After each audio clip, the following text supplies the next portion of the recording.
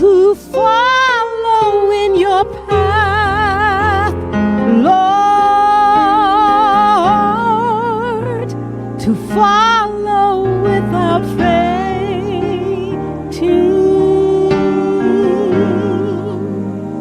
bowing at your throne, Lord,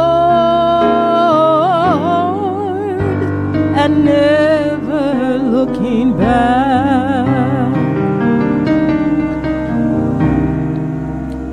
Amarte solo a ti, Señor. Amarte solo a ti, Señor. Amarte solo a ti, Señor. Y no mirar atrás,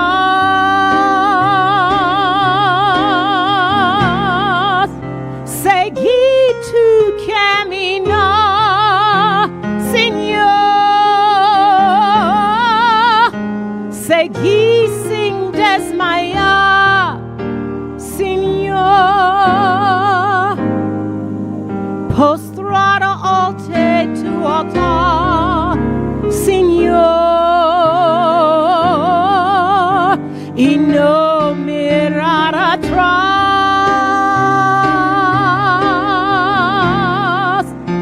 Seguir tu camino, Señor. Seguir sin desmayar, Señor. Postrado ante tu altar, Señor, y no mirar atrás. I love only you, Lord. I love only you, Lord.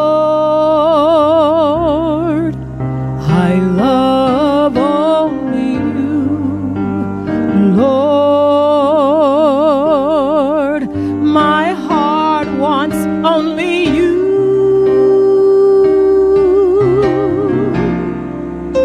To follow in your path, Lord. To follow without fainting, bowing at your throne, Lord, and never looking back. To follow in your path, Lord, to follow without fainting,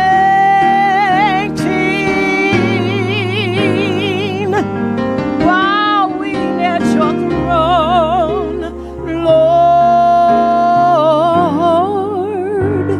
and never looking back.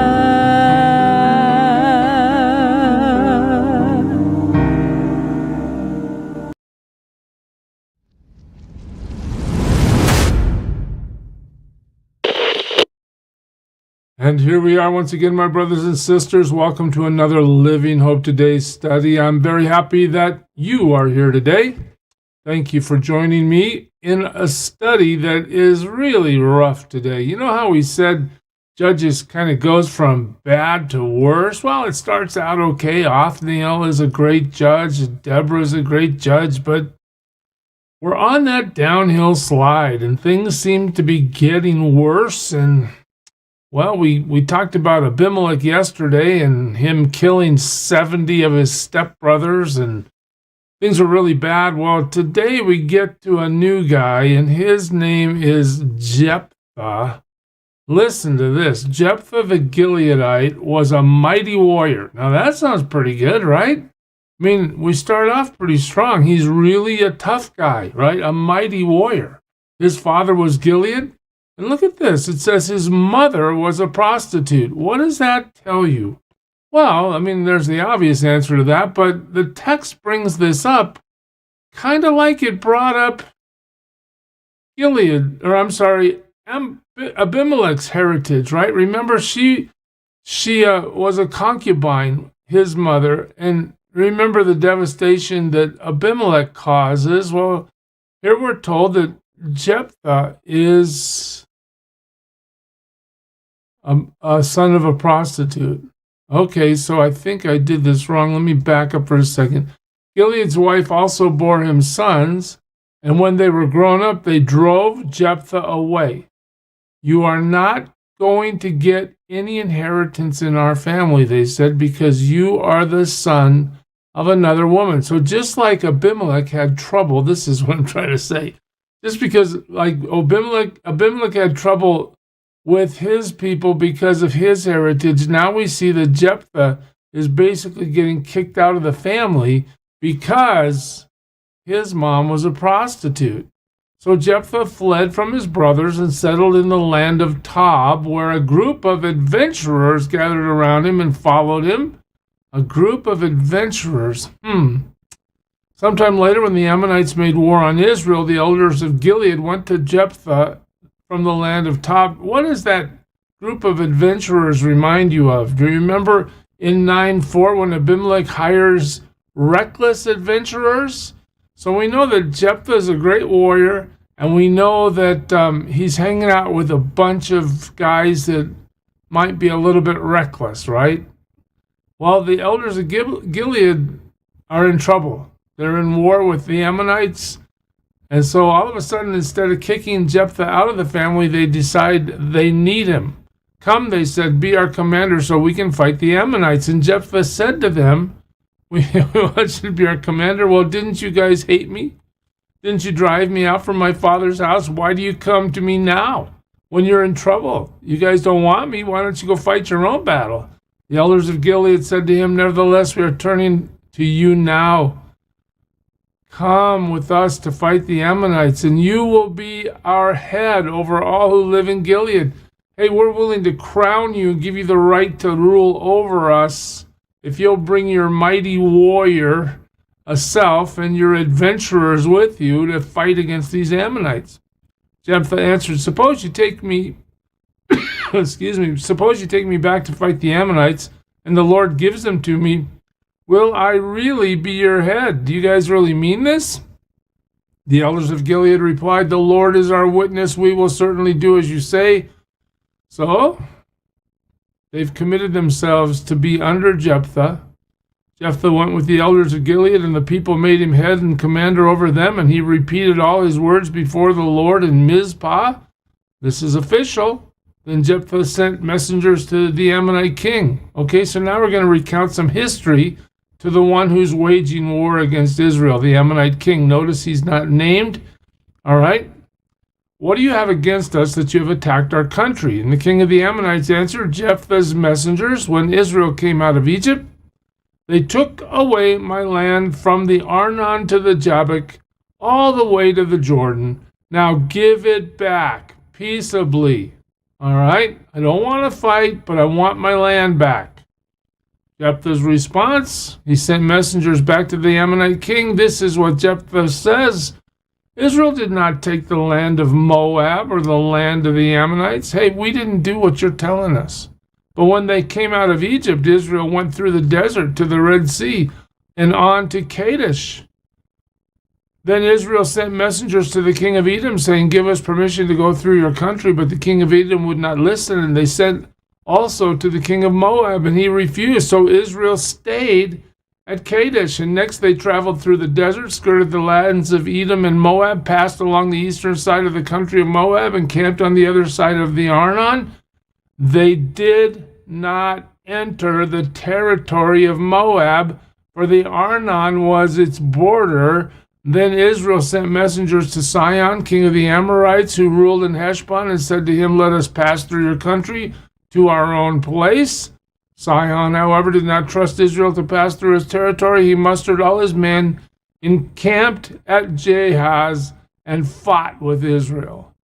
Then the Lord, the God of Israel, gave Sihon and all his men into Israel's hands, and they defeated them, and Israel took over all the land of the Amorites who live in that country, capturing all of it, from the Arnon to the Jabbok, from the desert to the Jordan. So Jephthah is saying, look, I know this is our land, but you have no claim on it. God gave it to us. We won it in battle. Now, since the Lord, the God of Israel, has driven the Amorites out before his people Israel, what right have you to take it over? Will you not take what your god Chemosh gives you? That's kind of a blow against paganism, right? You have a god you serve. What do you have? Likewise, whatever the Lord our God has given us, well, we're going to possess. So God gave it to us, and we're not giving it to you. And does this argument remind you of any modern day situation? And even now, thousands of years later, Israel is parked in the Holy Land, and people are saying, that's our land. And they're saying, God gave it to us, we're keeping it. Man, this is a battle that's been going on for a long time. Verse 25, are you better than Balak, son of Zippor, king of Moab? Did he ever quarrel with Israel or fight with them? For 300 years, Israel occupied Heshbon, Aurora, and surrounding settlements and all the towns along the Arnon. Why didn't you retake that during that time? Why are you coming to us now? I have not wronged you, but you are doing me wrong by waging war against me. Let the Lord, the judge, decide the dispute this day between the Israelites and the Ammonites. So Jephthah just says, look, God gave it to us, we're not giving it back, and you're waging war against me wrongly. God's going to judge. And the king of Ammon, however, paid no attention to the message Jephthah sent him. Okay. So you want to fight. You've listened to the argument that says that this land is ours and you have no business fighting. But the king says, I don't care. I don't care if your God gave it to you or not. I want it. Well, what does God do? He intervenes right here. Then the Spirit of the Lord came upon Jephthah. This is one of the instances in the Old Testament where we see the Spirit of God coming upon somebody. Again, remember that in the Old Testament, the Spirit of God did not indwell believers, but came upon them on special occasions for special purposes. Now he comes on Jephthah, a man of faith who obviously understands God has the power to deliver the nation. He crossed Gilead and Manasseh, passed through Mizpah of Gilead, and from there he advanced against the Ammonites. You guys want to fight? Okay, let's fight. And Jephthah made a vow. Man, this is the part I hate. Jephthah made a vow to the Lord. Okay, a vow is what? A promise. If you give the Ammonites into my hands, whatever comes out of the door of my house to meet me when I return in triumph from the Ammonites will be the Lord's, and I will sacrifice it as a burnt offering. God never requires this of Jephthah, never commands it, doesn't endorse it. Jephthah just makes this vow out of ignorance. Now, maybe he's following some sort of pagan protocol where this is what they often do in battle, and maybe he just feels like being one of the guys and doing it too. But the story really takes a twist right here. You get to 32, and what happens? Jephthah went over to fight the Ammonites, and the Lord gave them into his hands. So notice again, it's the power of God that supplies Israel with the might to defeat its enemies. The Lord routs the Ammonites at the hand of Jephthah. They win the battle. They're coming home. He devastated 20 towns from Aurora to vicinity of Minnith as far as Abel Keramim. Thus Israel subdued Ammon. And that's total victory. Okay, so when Jephthah returned to his home, in Mizpah, he's made this vow, right? Who should come out to meet him but his daughter, dancing to the sound of tambourines? She was an only child. His only daughter comes rolling out of the house first. You remember the vow he made, right? Except for her, he had neither son nor daughter. The text wants to make sure we understand that this is his only daughter. When he saw her, he tore his clothes and cried, "Oh, my daughter, you have made me miserable and wretched, because I have made a vow to the Lord that I cannot break."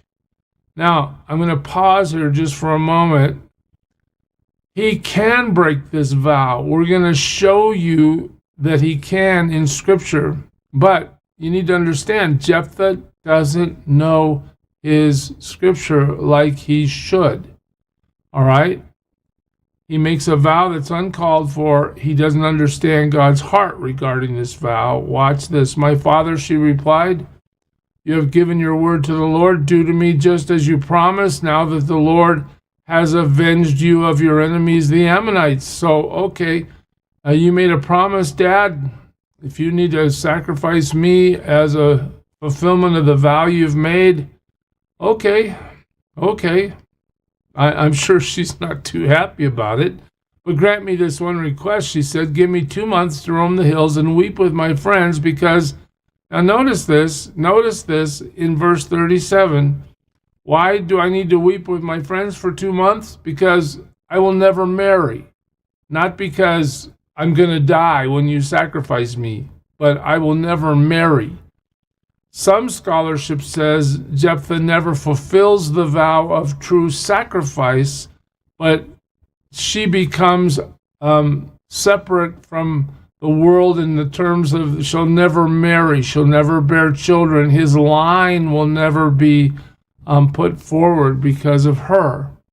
Okay, well, there might be some evidence for that here. She says, "I'm going to mourn for 2 months, not because I'm going to die, but because I'm not going to marry."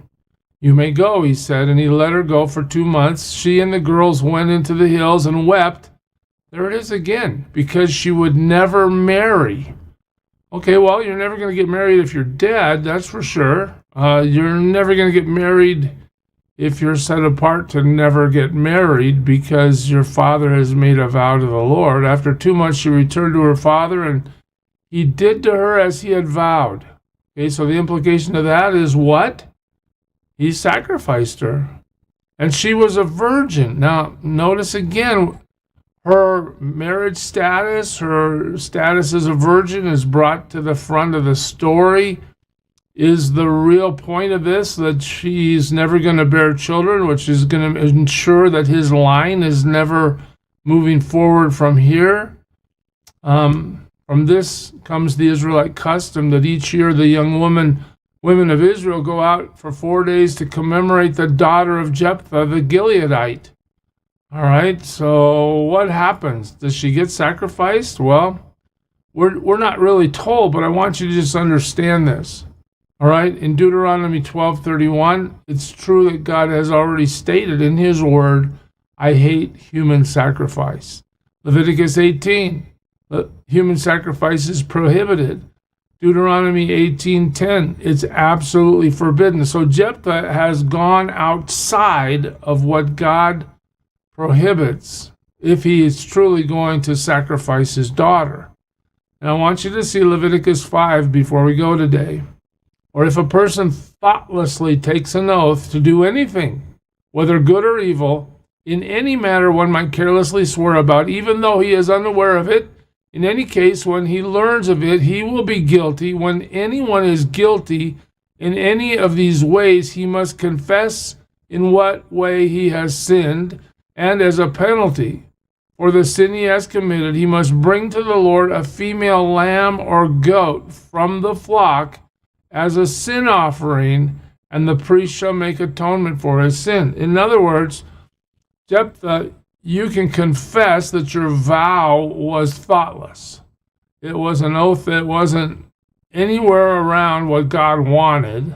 You just did it. Maybe you're showing off. Maybe you're following a pagan practice. But what you have to do now is go to the priest, confess that your vow was beyond the scope of, godliness, and as a penalty, you offer the Lord a lamb. You substitute an animal for the vow that you've made to sacrifice your daughter. You'll be forgiven, and you won't have to carry out the vow you've made. So, what's the point? Well, maybe Jephthah went through with it and killed his daughter as a sacrifice to the Lord, something that the Lord would hate. Maybe he didn't. Maybe her sacrifice was to never marry and never bear children. We're not really sure, but if we take the text at face value, then he did sacrifice her. Who knows for sure, but what do we learn? Know what God's word says, know what God hates, and don't vow to do something that God hates. That would be a good place to start with this text, because we don't want to live our lives in a way that dishonors God. And especially, look at this, God gave him this great victory, and he still went off the rails. Well, we're all human, aren't we? We'll pick it up there next time, church. God bless you. Serve him well today. Who is it who for sinners shed his blood, and now for cleansing all can plunge beneath that flood? It's Jesus.